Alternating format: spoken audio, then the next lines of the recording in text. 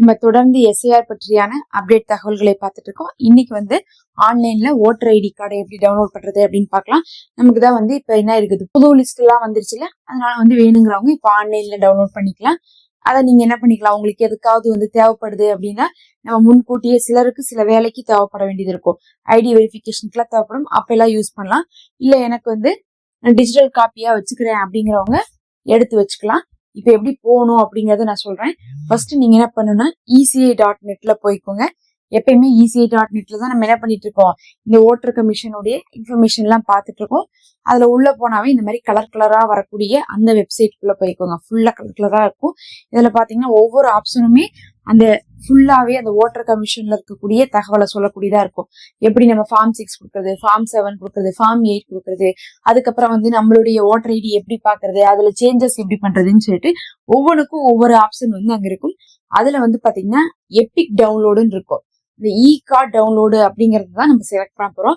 ஏன்னா நம்ம கார்டை டவுன்லோட் பண்ண போறோம், அவ்வளவுதான். நமக்கு வேற வேலையெல்லாம் இல்ல, நம்மளுடைய கார்டு அதுக்குள்ள இருக்கு, அதை நாங்க டவுன்லோட் பண்ணிக்கிறோங்கிறதுக்காக அந்த எபிக் டவுன்லோட கொடுத்தீங்கன்னா போதும். அதை கொடுத்ததுக்கு பிறகு உங்கள்கிட்ட என்ன கேட்கும்னா, எங்கிட்ட இப்ப நான் எதை வச்சு டவுன்லோட் பண்ணணும் அந்த போன் நம்பர் இல்ல, இருந்தா உங்களுக்கு நான் அதுக்குள்ளேயே போய் காமிச்சிருப்பேன். இப்ப அந்த போன் நம்பர் எதுக்கு வேணும்னு பாத்தீங்கன்னா, அதுல இருக்கக்கூடிய OTP மூலமா தான் நம்ம போக முடியும். அதனால எங்கிட்ட அந்த போன் இல்லாதனால நான் விடுறேன். நீங்க என்ன பண்ணணும்னா, இந்த எபிக் டவுன்லோட்குள்ள போயிட்டீங்கன்னா அது உங்கள்ட்ட என்ன கேட்கும்னா, டவுன்லோட் பண்றதுக்கு முன்னாடி சைன்இன் பண்ண சொல்லும்.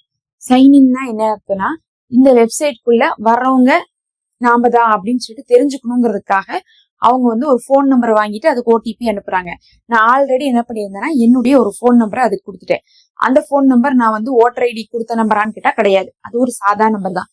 ஒரு நம்பரை கொடுத்து அதுக்கு OTP வாங்கி நம்ம என்ன பண்ணிட்டோம், அதுக்குள்ள சைன்இன் பண்ணிட்டேன். அந்த சைன் அப் பண்ணதுக்கு பிறகு என்ன ஆகுனா, நீங்க வந்து அந்த நம்பரை வச்சு எத்தனை பேருக்கு வேணா என்ன பண்ணிக்கலாம், உங்க வீட்லயோ இல்ல யாருக்கு வேணா உள்ள போய் பார்த்துக்க முடியும். அந்த மாதிரி வந்து சைன் அப் அப்படிங்கக்கூடிய ஒரு ஆப்ஷன் இருக்கு, அதை சைன் அப் பண்ணிக்கணும். சைன் அப் பண்ணிட்டீங்கன்னா என்ன ஆகுனா, ஆல்ரெடி நீங்க சைன் அப் பண்ணிட்டீங்கன்னா இப்ப அந்த நம்பரை வச்சு லாகின் பண்ணிக்கலாம். ஃபர்ஸ்ட் தடவை பண்ணா சைன் அப், நம்ம அடுத்தடுத்து பண்ணும்போது பழசவே பண்ணும்போது லாகின்னு சொல்லுவோம். அப்ப நம்ம என்ன பண்ணிக்கிறோம், நான் ஃபர்ஸ்ட் டைம் பண்ற மாதிரி தான் நீங்க சைன் அப் பண்ணிக்கோங்க. நான் ஆல்ரெடி சைன் அப் பண்ணியிருந்தனால நான் லாகின் தான் பண்ணும். ஆனா அந்த போன் நம்பர் கையில இல்லாதனால இப்ப OTP வந்தா நான் எடுத்து கொடுக்க முடியாதுங்கிறதுனால நம்ம உள்ள போல. இப்ப அந்த சைன் அப்பையும் லாகினையும் முடிச்சிட்டீங்கன்னா உங்களுக்கு அங்க என்ன பண்ணுனா, அங்க ரெண்டே ஆப்ஷன் தான் கேட்கும். உங்களுடைய எபிக் நம்பரை கேட்கும். எபிக் நம்பர் அப்படிங்கிறது உங்க கார்டுல இருக்கக்கூடிய நம்பர். உங்க கார்டு நம்பர் யாருக்குமே இப்ப சேஞ்ச் ஆகல.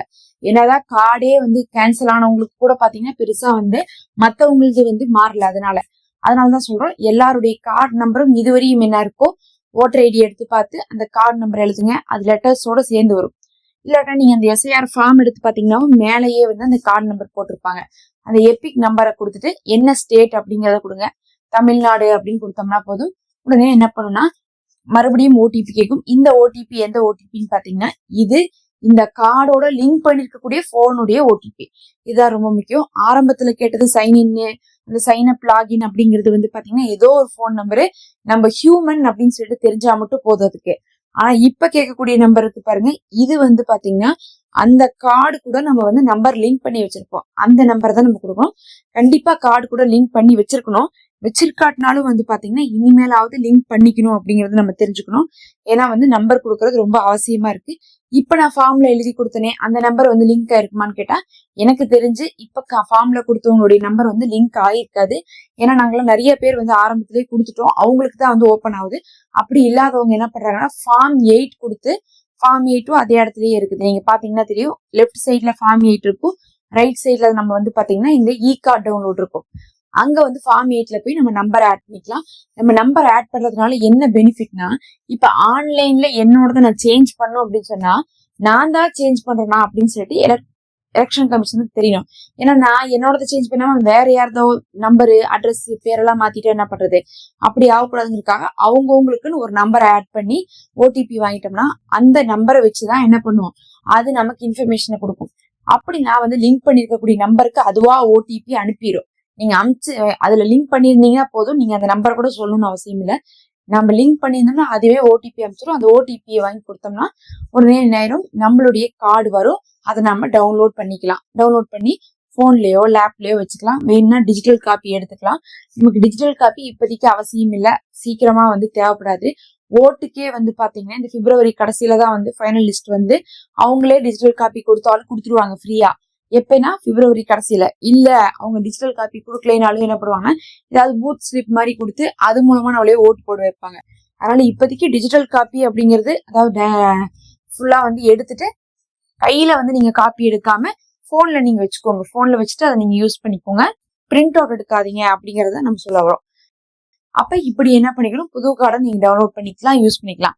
அதே சமயத்துல நாம இன்னொரு முக்கியமான விஷயம் சொல்லணும்னா, எந்த பழைய கார்டையும் தூக்கி வீசாதீங்க. ஏன்னா நமக்கே தெரியும் SIR 2002 தகவலை கேட்கும்போது எவ்வளவு கஷ்டப்பட்டோன்ட்டு. 2002 இருந்துச்சு எல்லாத்துலயுமே கார்டு, அதுக்கப்புறம் தூக்கி போட்டாங்க. தூக்கி போடக்கூடாது. இனி வரக்கூடிய காலகட்டத்துல SIR மட்டும் இல்ல, ஒரு ரேஷன் கார்டு ஆகட்டும், எதா இருந்தாலும் அப்படிதான்.